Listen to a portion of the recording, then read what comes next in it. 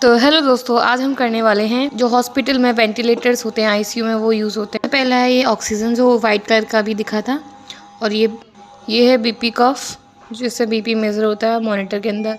ये है सक्शन जो येलो कलर का है, और ये मॉनिटर है जिसमें बीपी वगैरह ये सब दिखता है, और ईसीजी वगैरह भी। ये जो आपको मतलब ग्रीन येलो दिख रहा है ये ईसीजी है, और ये पाइप्स हैं जिसके थ्रू मतलब जो ऑक्सीजन है वो जाता है, और वो वेंटिलेशन के लिए ये वेंटिलेटर है, और ये ड्रॉर्स है इसमें मेडिसिन वगैरह रखी जाती हैं। फिर मिलते हैं नेक्स्ट वीडियो में। Thank you, bye bye.